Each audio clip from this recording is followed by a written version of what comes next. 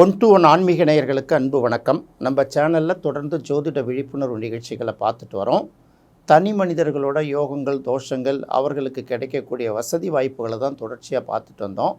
ஆனால் இப்போ பார்த்திங்கன்னா பிப்ரவரி 28 அல்லது மார்ச் 1 நம்ம கணக்குப்படி எடுத்துக்கிட்டால் கூட இப்போதைக்கு ஈரான் மீதான தாக்குதல், இஸ்ரேலும் அமெரிக்காவும் சேர்ந்து ஈரானை தாக்குதல் நடத்துகிறதும், ஈரான் பதிலடியாக அவர்கள் மீது தாக்குதல் நடத்துகிறதும் பார்த்திங்கன்னா வளைகுடா நாடே கிட்டத்தட்ட ஒரு ஸ்தம்பிச்சு போன நிலைமையில் இருக்குது. இதுக்கு அரசியல் ரீதியாக, வரலாற்று ரீதியாக, புவியியல் ரீதியாக ஏகப்பட்ட காரணங்களை சொல்லலாம். நம்மை பொறுத்த வரைக்கும் இதில் என்ன சொல்லணும், ஏன் இந்த மாதிரி போர் நடக்கும்னு யாரும் முன்னாடியே சொல்லலையே அப்படின்னு ஒரு கேள்வியை எல்லோரும் கேட்பாங்க. எப்போதுமே சொல்லுங்கள், ஜோதிடத்தை பொறுத்த வரையில் அதில் இந்தந்த காலகட்டங்கள் நாம் எச்சரிக்கையாக இருக்கணும், இந்தந்த காலகட்டங்களில் சில நெருக்கடிகள் வரும் அப்படிங்கிற ஒரு விஷயத்தை சொல்லலாம். ஏன் ஈரானுக்கும் அமெரிக்காவுக்கும் போர் ஒரு மண் யாருமே கேட்கல அப்படின்னு நம்ம சொல்கிறோம்ல, நெசசிட்டி இருந்து அவங்க கேட்கும்போது தான் அதற்கான பதில் வரும். அதுவும் உலகியல் ஜோதிடத்தை கணிக்கிறதுங்கிறது அவ்வளோ சாதாரணமான விஷயம் அல்ல. எல்லாருமே சொல்லலாம், இப்படி நான் சொல்லிட்டேன், ஏன்னா ஒன்று இப்படி நடக்கும், அப்படி நடக்கும்னு மாற்றி சொல்லிவிட்டு நான் சொன்னது நடந்துச்சும்பாங்க. நான் சொன்னது 5 நடந்திருக்கலாம், 45 நடக்காமல் இருக்குது, அதுக்கு என்ன ஒரு காரணம் அப்படின்னு எடுக்கணும்ல.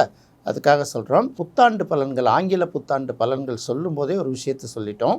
வழக்கமாக எல்லாருமே என்ன சொல்லுவாங்கன்னா, இந்தந்த ராசிகள்லாம் கோடிகளை குவிக்க போகுது, இந்தந்த ராசிகள்லாம் பார்த்திங்கன்னா சிக்கலில் தவிக்க போகுது, நீங்கள் பணம் என்றதுக்கு ஆள் வைக்கிற அளவுக்கு உங்களுக்கு வசதி வரும், இப்படியெல்லாம் சொல்லி மக்களை மிகைப்படுத்தி விட்டு பார்க்க வைக்கிறாங்க. ரெண்டாவது இது அவர்கள் மேலே தவறு கிடையாது.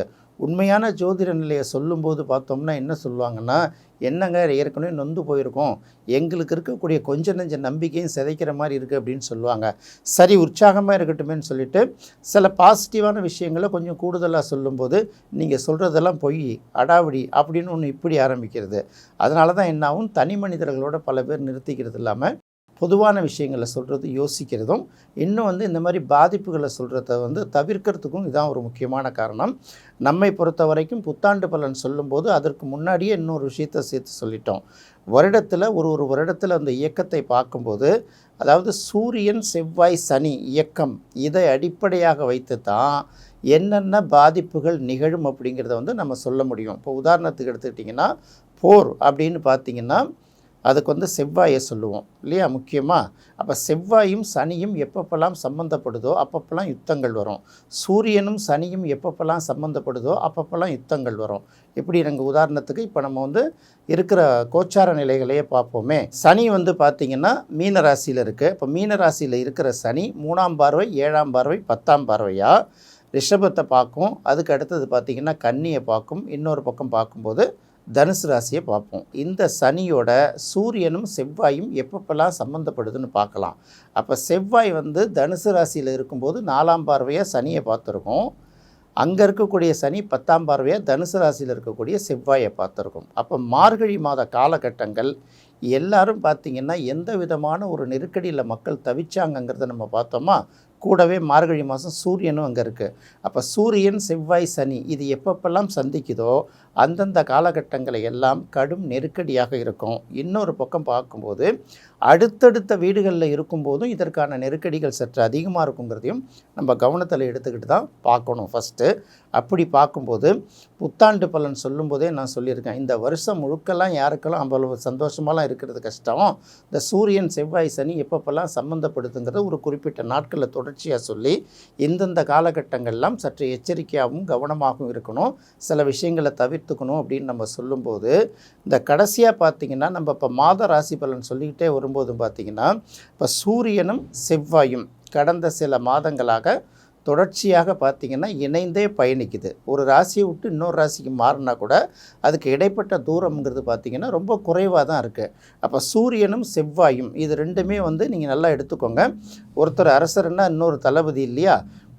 முழுக்க போர் சம்பந்தப்பட்ட விஷயங்கள் எதுவாக இருந்தாலும் நம்ம முதல்ல எடுக்க வேண்டிய கிரகம் செவ்வாய் தான். அப்போ சூரியனுக்கு என்ன சொல்கிறாங்கன்னா, அதுக்கு ஆதி, அடிப்படை அப்படிங்கிறாங்க, உத்தரவிடக்கூடிய இடம். அப்போ ஒரு மன்னர் உத்தரவிடுவார், அல்லது வந்து அரசாங்கத்தோட உயர் அதிகாரியாக இருக்கிற ஒரு தலைமை பொறுப்பில் இருக்கவங்க உத்தரவிடுவாங்க. அதை செயல்படுத்தக்கூடியவர் வந்து பார்த்திங்கன்னா செவ்வாய். அப்போ இது எப்போ இந்த நோக்கம் வருது அப்படின்னு பார்க்கும்போது, இந்த சூரியனும் செவ்வாயும் சேர ஆரம்பித்து சனியோட பார்வை எப்பப்போல்லாம் பட ஆரம்பிச்சதோ அப்போவே வந்து நெருக்கடிகள் வந்து ஆரம்பிச்சிருச்சு. இப்போ கும்பத்தில் தான் சூரியன் இருக்குது. சூரியனுக்கு பார்த்திங்கன்னா பின்னாடியே செவ்வாயும் வந்து சேர்ந்துருச்சு. பிப்ரவரி 23ஆம் மேலேயே கிட்டத்தட்ட வந்து சேர்ந்துருச்சு. அப்போ இங்கே வந்து சேர்ந்ததுக்கப்புறம் பிப்ரவரி 28ஆம் கடைசி நாளுங்கிறத விட நீங்கள் மார்ச் 1ஆம் கூட வச்சுக்கோங்க. அப்போ சூரியனும் செவ்வாயும் கும்பத்தில் இருக்குது. அடுத்த ராசி வீட்டில் வந்து பார்க்கும்போது சனி இருக்குது. இப்போ இது ரெண்டுத்தையுமே நீங்கள் எடுத்து பாருங்கள். சனி ஒரு இடத்துல இருக்குது, அதுக்கு முதல் ராசியில் சூரியன் இருக்குது, செவ்வாய் இருக்குது, கூடவே ராகுவும் இருக்குது. எல்லாத்தையும் எடுத்து பாருங்கள். ஆயுதங்களை ஆயுதமாக வச்சில்லாமல் அதை நல்லா பாலிஷ் பண்ணி வச்சுருக்கிறது மட்டும் இல்லாமல் போருக்கு பயன்படுத்தக்கூடிய சூழலையும் உருவாக்குறது இந்த சூரியன் செவ்வாய் சனி தான். இது எப்போ முடியும் அப்படிங்கிற ஒரு கேள்வி கேட்கலாம். ஏற்கனவே பார்த்திங்கன்னா இப்போதைக்கு வந்து பார்த்திங்கன்னா இந்த மாதத்தில் 5 கிரகங்கள் இருந்துச்சு. இப்போ சுக்கிரன் மட்டும் நகர்ந்து மீனத்துக்கு போயிடுச்சு.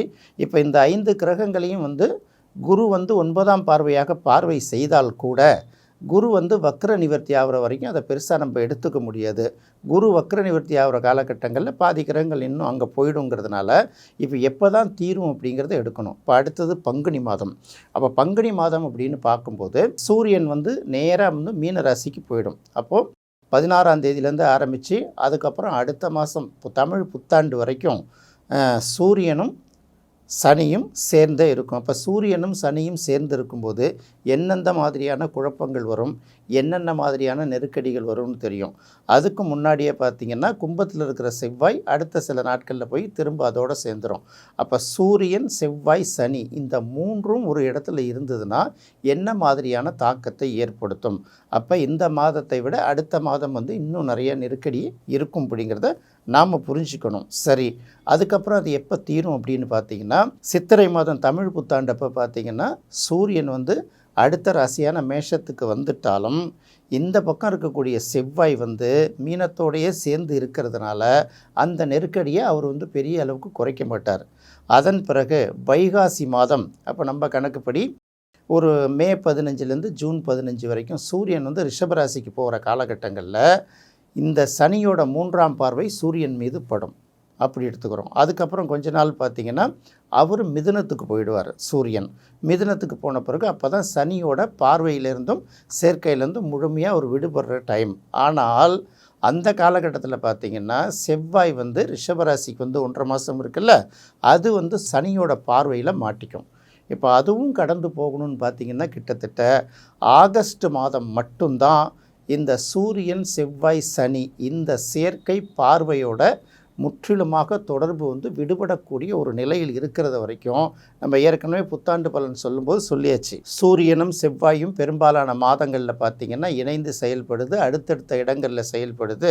இது சனியோட சேர்க்கை பார்வை பெறும்போது இந்த மாதிரி நெருக்கடிகளை எல்லாம் நம்ம சந்திப்போங்கிறதுனால அப்போ ஆகஸ்ட் மாதம் 1ஆம் மேலே தான் அப்பப்போ கொஞ்சம் இந்த சூரியன் செவ்வாய் எல்லாமே பார்த்திங்கன்னா சனியோட பார்வையை விட்டு முழுமையாக விடுபடுது. ஸோ அப்போ தான் நமக்கு நெருக்கடி குறையுங்கிறத தெரிஞ்சுக்கலாம்.